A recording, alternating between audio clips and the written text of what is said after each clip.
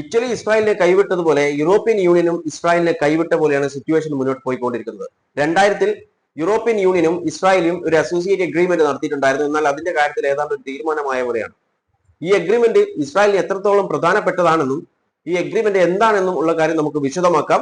അതുപോലെ മറ്റൊരു കാര്യമാണ്, സദേൺ ലെബനനിൽ ഇസ്രായേലി മിലിറ്ററി വെഹിക്കിളിന് നേരെ ഹിസ്ബുള്ളയുടെ ഒരു ഡ്രോൺ അറ്റാക്കിന്റെ വിഷ്വൽസ് പുറത്തു വന്നുകൊണ്ടിരിക്കുന്നുണ്ട്. നമുക്കത് പ്ലേ ചെയ്യാം. അതുപോലെ സദേൺ ഇസ്രായേലിൽ ഒരു ഡ്രോൺ അറ്റാക്കും കൂടി നടന്നിട്ടുണ്ട്. അതിന്റെ വിഷ്വൽസ് ഇപ്പോൾ പുറത്തു വന്നുകൊണ്ടിരിക്കുന്നുണ്ട്. അത് നമുക്ക് പ്ലേ ചെയ്യാം. അതുപോലെ ഇറ്റാലിയൻ പ്രൈം മിനിസ്റ്ററിനെ കുറിച്ച് നമ്മുടെ ട്രംപ് അണ്ണൻ ചില കാര്യങ്ങൾ പറഞ്ഞിട്ടുണ്ട്. അത് നമുക്ക് ഈ വീഡിയോയിൽ വിശദമാക്കാം. ആദ്യം തന്നെ യൂറോപ്യൻ യൂണിയന്റെ സിറ്റുവേഷൻ നോക്കാം.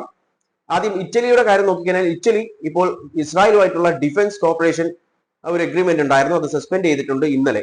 അതിന്റെ ഫുൾ ഡീറ്റെയിൽ ആയിട്ടുള്ള ഒരു വീഡിയോ ഞാൻ ഓൾറെഡി ചെയ്തിട്ടുണ്ട് ഇന്നലെ. അതിന്റെ ലിങ്ക് ഞാൻ ഡിസ്ക്രിപ്ഷൻ ബോക്സിൽ ആഡ് ചെയ്യാം. ഓക്കെ, ഇനി യൂറോപ്യൻ യൂണിയന്റെ ഇഷ്യൂ നോക്കാം. യൂറോപ്യൻ യൂണിയനും ഇസ്രായേലും ഒരു അസോസിയേറ്റ് അഗ്രിമെന്റ് നടത്തിയിട്ടുണ്ടായിരുന്നു. ഇത് സൈൻ ചെയ്തത് 1995-ലാണെങ്കിലും ഇത് ഫോഴ്സിലേക്ക് വന്നത്, അതായത് പ്രാബല്യത്തിലേക്ക് വന്നത് 2000-ലാണ്, ജൂൺ 1-ന്. ഇതൊരു ബൈലാറ്ററൽ റിലേഷൻഷിപ്പ് ആണ്, അതായത് യൂറോപ്യൻ യൂണിയനും അതുപോലെ ഇസ്രായേലും തമ്മിലുള്ളതാണ്. ഓൾറെഡി പറഞ്ഞു തരും. ഇനി ഇതിന്റെ കാര്യങ്ങൾ എന്ന് പറയുന്നത്, ഒന്ന് ഫ്രീ ട്രേഡ് ഏരിയ ആണ്, അതുപോലെ fostering economic, scientific and political corporation കൊണ്ടുവരിക എന്നുള്ളതാണ്. പിന്നെ ഇതിലൊരു ക്രൂഷ്യൽ ആയിട്ടുള്ള ഒരു പ്രൊവിഷൻ ഉള്ളത്, അല്ലെങ്കിൽ ഒരു ആർട്ടിക്കിൾ ഉള്ളത് എന്ന് വെച്ചാൽ ഇതിൽ ഹ്യൂമൻ റൈറ്റ് ആസ്പെക്ട് കൂടി ഉണ്ട്. അതായത് ഹ്യൂമൻ റൈറ്റ് ക്ലോസും കൂടി ഇതിൽ വെച്ചിട്ടുണ്ട്. അതെന്താണെന്നല്ല, അത് പിന്നീട് പറയാം. അത് പറഞ്ഞാലേ ഇത് പൂർണ്ണമാവുകയുള്ളൂ. അപ്പോൾ ഈ കാര്യങ്ങളൊക്കെയാണ്, ഈ കോപ്പറേഷൻസ് ഒക്കെ, political, scientific and economic cooperations ആണ് ഈ ഒരു അഗ്രിമെന്റിലൂടെ നടക്കുന്നത്. ഇവിടെ മനസ്സിലാക്കേണ്ട മറ്റൊരു പ്രധാനപ്പെട്ട ഒരു കാര്യമുണ്ട്. Under rules European citizen initiative എന്ന് പറഞ്ഞൊരു ടൂൾ ഉണ്ട്. ഈ ടൂൾ എന്ന് പറയുന്നത് യൂറോപ്യൻ സിറ്റിസൻസിന് ഡയറക്ട്ലി എന്ത് ചെയ്യാം, യൂറോപ്യൻ കമ്മീഷനോട് ഒരു നിയമം ഉണ്ടാക്കാനോ അല്ലെങ്കിൽ അതിൽ മാറ്റം വരുത്താനോ ഒക്കെ ആവശ്യപ്പെടാം. പക്ഷെ ഈ ആവശ്യപ്പെടുമ്പോൾ അതിൽ 2 കണ്ടീഷൻസ് നിറവേറ്റണം.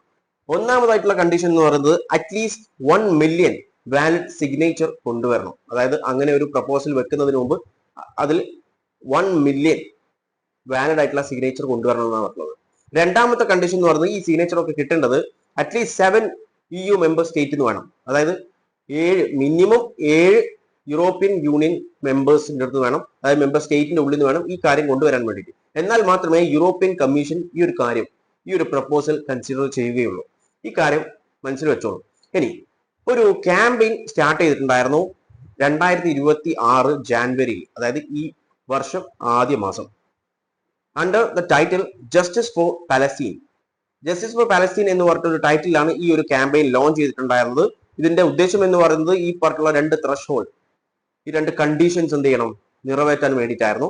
ഇപ്പോൾ European citizen initiative call for suspension of, അതായത് EU ഇസ്രായേലി അസോസിയേഷൻ അഗ്രിമെന്റ് എന്ന് പറഞ്ഞിട്ടുള്ള ആ അഗ്രിമെന്റ് സസ്പെൻഡ് ചെയ്യാൻ വേണ്ടിയിട്ടാണ് ഈ ഒരു ഇനീഷ്യേറ്റീവ് സ്റ്റാർട്ട് ചെയ്തിട്ടുള്ളത്. ഈ ഇനീഷ്യേറ്റീവ് ഇപ്പോൾ 1 മില്യൺ സിഗ്നേച്ചറിൽ കൂടുതലായിട്ടുണ്ട്. ഒന്നാമത്തെ കാര്യം. രണ്ടാമത്തെ കാര്യം, അറ്റ്ലീസ്റ്റ് 7 മെമ്പർ സ്റ്റേറ്റിൽ നിന്നാണ് വേണ്ടത്. പക്ഷേ ഇവരുടെ ഇപ്പോൾ കണക്കുകൾ പ്രകാരം 10 EU മെമ്പർ സ്റ്റേറ്റിൽ നിന്നും ഈ ഒരു വന്നിട്ടുണ്ട്. അതായത് മിനിമത്തിൽ നിന്നും അപ്പുറത്തേക്ക് കടന്നു. 7 വേണ്ടത്, പക്ഷെ 10 സ്റ്റേറ്റിൽ നിന്ന് കിട്ടിയിട്ടുണ്ട്. അതുപോലെ ഇവർക്ക് യഥാർത്ഥത്തിൽ വേണ്ടത് 1 മില്യൺ സിഗ്നേച്ചർ ആണ്. പക്ഷെ ഇപ്പോൾ അവർക്ക് കിട്ടിയിട്ടുള്ളത്, അതായത് ഇന്നലത്തെ കണക്ക് പ്രകാരം അവർ പറഞ്ഞിട്ടുള്ളത് 1.5 മില്യൺ സിഗ്നേച്ചർ അവർക്ക് ലഭിച്ചിട്ടുണ്ട്. അതായത് അങ്ങനെ വരുമ്പോൾ യൂറോപ്യൻ കമ്മീഷൻ ഈ ഒരു പ്രപ്പോസൽ എന്ത് ചെയ്യണം, കൺസിഡർ ചെയ്യണം. അപ്പോൾ അതിന്റെ പറ്റിയിട്ടുള്ള കാര്യം നോക്കിക്കഴിഞ്ഞാൽ, ഈ കണ്ടീഷൻസ് ഒക്കെ മീറ്റ് ചെയ്ത് കഴിഞ്ഞാൽ EU commission is required to examine the proposal and decide whether to take action എടുക്കണോ വേണ്ടയോ എന്ന് അവർക്ക് തീരുമാനിക്കാം.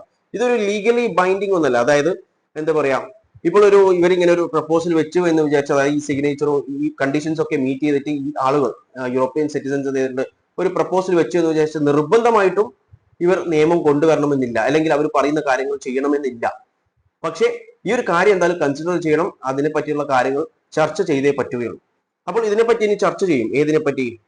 ഈ ഒരു EU ഇസ്രായേലി അസോസിയേഷൻ അഗ്രിമെന്റിനെ പറ്റി, അത് സസ്പെൻഡ് ചെയ്യുന്നതുമായി ബന്ധപ്പെട്ടിട്ട്. ഇതിൽ ഇവർ പ്രധാനമായും പറഞ്ഞിട്ടുള്ള ഒരു പ്രശ്നം എന്ന് പറയുന്നത്, ഈ ഒരു അഗ്രിമെന്റിൽ 2000-ൽ വന്നിട്ടുള്ള ഈ ഒരു അഗ്രിമെന്റിൽ ഇൻക്ലൂഡ് ഹ്യൂമൻ റൈറ്റ് ക്ലോസ്. ഞാൻ പറഞ്ഞു നേരത്തെ ഒരു ഇമ്പോർട്ടന്റ് ആയിട്ടുള്ള ക്ലോസ് ഉണ്ടെന്ന്, stating that the relation between the parties are based on the respect for human rights and democratic principles എന്ന് പറഞ്ഞിട്ടുണ്ട്. ഈ ഹ്യൂമൻ റൈറ്റിനെ റെസ്പെക്ട് ചെയ്യുകയും, അതായത് 2 പാർട്ടീസ് എന്ത് ചെയ്യണം, ഹ്യൂമൻ റൈറ്റ്സിനെ റെസ്പെക്ട് ചെയ്യുകയും ചെയ്യണം, അതുപോലെ ഡെമോക്രാറ്റിക് പ്രിൻസിപ്പൾസിനൊക്കെ റെസ്പെക്ട് ചെയ്യണമെന്നാണ് പറഞ്ഞത്.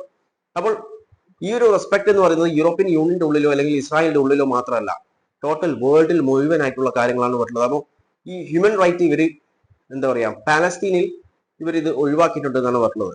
ഈ ഒരു സപ്പോർട്ടേഴ്സ്, അതായത് ഈ ഒരു ക്യാമ്പയിൻ കൊണ്ടുവന്ന ആളുകൾ പറഞ്ഞിട്ടുള്ള ഒരു കാര്യം എന്ന് പറയുന്നത് ഈ ഒരു അഗ്രിമെന്റ് എന്ത് ചെയ്യണം, സസ്പെൻഡ് ചെയ്യണം. കാരണം EU must stand for international law and stop it completely with Israeli genocide. ഇവിടെ പറഞ്ഞിട്ടുള്ളത് യൂറോപ്യൻ യൂണിയൻ എപ്പോഴും ഇന്റർനാഷണൽ ലോസിന് ഭാഗമായിട്ട് നിലനിൽക്കണം, അതായത് അതിന്റെ കൂടെ നിൽക്കണം എന്നാണ് പറഞ്ഞത്. അതുപോലെ തന്നെ ഇസ്രായേലിയുടെ വംശഹത്യ പങ്കാളിത്തത്തിൽ നിന്നും മാറണം, അല്ലെങ്കിൽ അത് നിർത്തണം എന്നാണ് പറഞ്ഞത്. ഈ രണ്ട് ആവശ്യങ്ങളുമായിട്ടാണ് എന്ത് ചെയ്തിട്ടുള്ളത്, ഈ ഒരു കാര്യം കൊണ്ടുവന്നിട്ടുള്ളത്, ഈ ഒരു ക്യാമ്പയിൻ വന്നിട്ടുള്ളത്. അതായത് പാലസ്തീനികൾക്ക് ജസ്റ്റിസ് കിട്ടണം എന്ന രീതിയിലാണ് പറഞ്ഞത്. ഇനി ഈ ഒരു അഗ്രിമെന്റ് ഇസ്രായേലിന് വേണ്ടപ്പെട്ടതാണ്. കാരണം ഒന്നാമത് സയന്റിഫിക് ആയിട്ടുണ്ട്, എക്കണോമിക് ആയിട്ടുണ്ട്, ഫ്രീ ട്രേഡ് ഏരിയാസും കാര്യങ്ങളൊക്കെ ഇതിൽ വരുന്നുണ്ട്. ഇതിൽ പറഞ്ഞിട്ടുള്ള ഒരു കാര്യം ഉണ്ട്, noting that European union remain Israel's largest trading partner. ഇസ്രായേലിന്റെ ലാർജസ്റ്റ് ട്രേഡിംഗ് പാർട്ട്ണർ എന്ന് പറയുന്നത് EU ആണ്, യൂറോപ്യൻ യൂണിയൻ ആണ്. അപ്പോൾ എത്രത്തോളം ഇമ്പോർട്ടന്റ് ആണെന്ന് ഊഹിക്കാവുന്നതേ ഉള്ളൂ. അതുപോലെ വിത്ത് ടോട്ടൽ ട്രേഡ് ഇൻ ഗുഡ്സിൽ മാത്രമുള്ള ട്രേഡ് ആണ് ടോട്ടൽ ആയിട്ടുള്ള reach about $15.2 billion in 2024. 2024 $50.2 billion trade, total trade on goods നടന്നിട്ടുണ്ട്. അപ്പോൾ നമുക്ക് ഊഹിക്കാം എത്രത്തോളം ഈ ഒരു അഗ്രിമെന്റ് ഇസ്രായേലിന് വേണ്ടപ്പെട്ടതാണെന്ന്.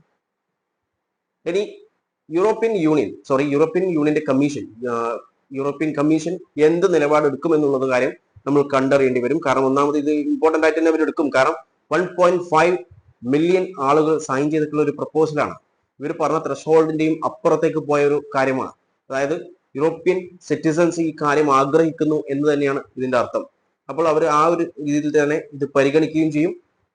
സസ്പെൻഡ് ചെയ്യാനുള്ള സാധ്യത വളരെ കൂടുതലാണ്. ഇനി യൂറോപ്യന്റെ കമ്മീഷൻ തീരുമാനിക്കും എന്ത് ചെയ്യണം എന്നുള്ളൊരു കാര്യം. ഇത് സസ്പെൻഡ് ചെയ്ത് കഴിഞ്ഞാൽ നല്ല അടിയായിരിക്കും ഇസ്രായേലിന് കിട്ടുക. ഇനി നമുക്ക് സദേൺ ലബനനിൽ ടൗൺ എന്ന് പറയുന്നത് അൽ ത്വയ്ബ എന്ന് പറയുന്ന ടൗൺ ആണ്. ഇവിടെ ഇസ്രായേലി വെഹിക്കിളിന് സ്ട്രൈക്ക് ചെയ്യുന്ന ഹിസ്ബുള്ളയുടെ ഒരു ഡ്രോൺ വിഷ്വൽസ് പുറത്തു വന്നിട്ട് അത് നമുക്ക് കാണാം.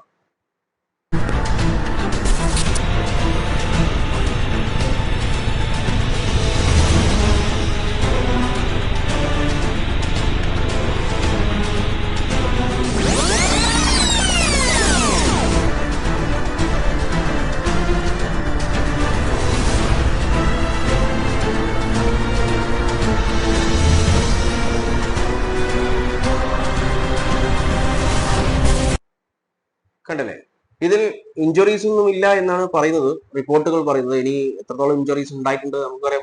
ഡയറക്ട്ലി ഓടിക്കൊണ്ടിരിക്കുന്ന വെഹിക്കിളിനാണ് ഹിറ്റ് ചെയ്തിട്ടുള്ളത്. അതുപോലെ നോർത്തേൺ ഇസ്രായേലിൽ ഒരു അറ്റാക്ക് നടന്നിട്ടുണ്ട്. ഇത് നടന്നിട്ടുള്ളത് നെഹാരിയ എന്ന് പറയുന്ന സ്ഥലത്താണ്. അതായത് about 20 kilometres from the Lebanon ബോർഡറിന്റെ ഒരു 20 കിലോമീറ്റർ ഇതായിട്ടാണ് ഈ ഒരു സ്ഥലം നിലനിൽക്കുന്നത്. ഇസ്രായേലിന്റെ സ്ഥലമാണ് നോർത്തേൺ ഇസ്രായേൽ. ഓക്കെ, ആ വിഷ്വൽസ് ഒന്ന് കാണാം. يا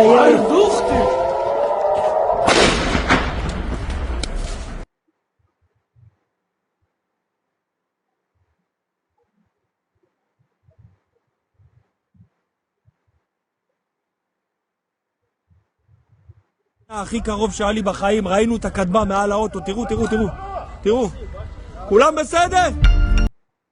ഇതൊരു ബിൽഡിങ്ങിന് നേരെ ഉണ്ടായിട്ടുള്ള അറ്റാക്ക് ആണെന്നാണ് ഇസ്രായേലിന്റെ ഭാഗത്ത് നിന്ന് വന്നിട്ടുള്ള റിപ്പോർട്ടുകൾ പറയുന്നത്. അവർ പറഞ്ഞത് there was no immediate reporting of injuries ഒന്നും ഡയറക്ട്ലി ഇമ്മീഡിയറ്റ് ആയിട്ട് റിപ്പോർട്ട് ചെയ്തിട്ടില്ല എന്നാണ് പറഞ്ഞത്. അത് സ്വാഭാവികമായിട്ട് അങ്ങനെയാണല്ലോ പറയുക. അവർക്ക് എന്ത് സംഭവിച്ചു കഴിഞ്ഞാലും ഇമ്മീഡിയറ്റ് ആയിട്ട് എന്താ പറയുക, ആരും മരിച്ചിട്ടില്ല എന്നും പറയും, ആരും കൊല്ലപ്പെട്ടിട്ടില്ല, അതുപോലെ തന്നെ ഇഞ്ചുറീസ് ഒന്നും ആയിരിക്കില്ല എന്ന് പറയും. പിന്നീട് ഇഞ്ചുറീസ് പറയും, ചിലപ്പോൾ ഒരു 10 ആളൊക്കെ മരണപ്പെട്ട് കഴിഞ്ഞാൽ ഒരാൾ കൊല്ലപ്പെട്ടു എന്നും കൂടി പറയും. അത്ര ഇസ്രായേലിന്റെ ഭാഗത്ത് നമ്മൾ പ്രതീക്ഷിക്കണം. ഇനി നമ്മുടെ ട്രംപ് അണ്ണൻ മെലോണിയെ കുറിച്ച്, അതായത് ഇറ്റാലിയൻ പ്രൈം മിനിസ്റ്ററിനെ കുറിച്ച് എന്താണ് പറഞ്ഞിട്ടുള്ളത് നോക്കാം. ട്രംപ് പറഞ്ഞിട്ടുള്ളത് I am shocked at her എന്നാണ് പറഞ്ഞത്. I thought she had courage but I was wrong. അതായത് ഷോക്കായി എന്നാണ് പറഞ്ഞിട്ടുള്ളത്. I thought she had courage, അവർക്ക് കറേജ് ഉണ്ട് എന്നാണ് ഞാൻ കരുതിയിരുന്നത്, പക്ഷേ അതില്ല, ഐ വാസ് റോങ് എന്നാണ് പറഞ്ഞത്. അപ്പോൾ കറേജ് ഇല്ല എന്നാണ് ഉദ്ദേശിച്ചിട്ടുള്ളത്. ഈ ഒരു കാര്യം പറയാനുള്ള സാഹചര്യം എന്ന് പറയുന്നത് ഇറ്റലി ഇന്നലെ ഒരു ഇസ്രായേലുമായിട്ടുള്ള ഒരു എഗ്രിമെന്റ് സസ്പെൻഡ് ചെയ്തിട്ടുണ്ടായിരുന്നു. ഒരു ഡിഫൻസ് കോർപ്പറേഷൻ എഗ്രിമെന്റ് ആയിരുന്നു, അത് സസ്പെൻഡ് ചെയ്തിട്ടുണ്ടായിരുന്നു. അതിന്റെ ഭാഗമായിട്ടാണ് ഈ കാര്യം പറഞ്ഞിട്ടുള്ളത്. പക്ഷേ എന്റെ ചോദ്യം ഇത്രയേ ഉള്ളൂ, ഈ പറയുന്ന ട്രംപ് അണ്ണൻ അവർക്ക് കറേജ് ഇല്ല എന്ന് ഒരിക്കലും പറയാൻ പറ്റില്ല. കറേജ് ഉള്ളതുകൊണ്ടാണ് ഇത്രയും വലിയൊരു കാര്യം ഇപ്പോൾ ചെയ്തിട്ടുള്ളത്. ഈ ട്രംപ് അണ്ണൻക്ക് ഈ പറയുന്ന കറേജ് ഉണ്ടോ? നാണോ മാനോ ഉളുപ്പും ഉണ്ടാവും. കാരണം ചോദിക്കുന്നത് വേറെ ഒന്നും കൊണ്ടല്ല. ഇപ്പൊ രാവിലെ പറയും ഒരു കാര്യം, ഉച്ചയ്ക്ക് രണ്ടാമത്തെ കാര്യം പറയും. ഇത് രണ്ടും തമ്മിൽ വലിയ വ്യത്യാസമായിരുന്നു. ഇനിയോ വൈകുന്നേരം വേറെ ഒന്ന് പറയും. ഇത് മൂന്നും തമ്മിൽ ഒരു ബന്ധം ഉണ്ടാവില്ല. നൈറ്റ് വേറെ ഒന്നും കൂടി പറയും. നമുക്കറിയാതെ ഓരോ ദിവസവും ഓരോന്ന് പറയുന്നത്. സീസ് ഫയറിന്റെ കാര്യം ഒന്നും പറയണ്ട. ആദ്യം മുതലേ സീസ് ഫയർ എന്ന് പറഞ്ഞ് നടന്നാണ്. ഇപ്പോൾ ഭാഗ്യത്തിന് എന്തോ ഭാഗ്യത്തിന് ഇപ്പോൾ ഇത് സീസ് ഫയറിൽ നിന്നിട്ടുണ്ട്. ഇനി ബാക്കി ഇനി അങ്ങോട്ടേക്ക് നമുക്ക് കണ്ടറിയാം. അതായത് ഇയാള് പറയുന്നത് എന്താണെന്ന് ഇയാൾക്ക് പോലും തിരിയാത്ത അവസ്ഥയിലാണുള്ളത്. അയാളാണ് വന്നിട്ട് മറ്റുള്ള ആൾക്കാരെ കുറ്റം പറയാൻ നിൽക്കുന്നത്. എന്താണല്ലേ ലോകത്തിന്റെ പോക്ക് ഇങ്ങനെയാണ്. ആരാണ് US പ്രസിഡന്റ്, അതായത് ലോക പോലീസിനെ നിയന്ത്രിക്കുന്ന ആളാണ്. ലോക പോലീസ് മാത്രമല്ല, ഏറ്റവും വേൾഡ് പവർ എന്നൊക്കെ പറഞ്ഞ് നടക്കുന്ന ഒരു രാജ്യത്തിന്റെ പ്രസിഡന്റാണ്. അല്ലെങ്കിൽ പ്രസിഡന്റിന്റെ ഇപ്പോഴത്തെ അവസ്ഥയാണ് നമ്മളിപ്പോൾ ഓരോ ദിവസമായിട്ട് കണ്ടുകൊണ്ടിരിക്കുന്നത്.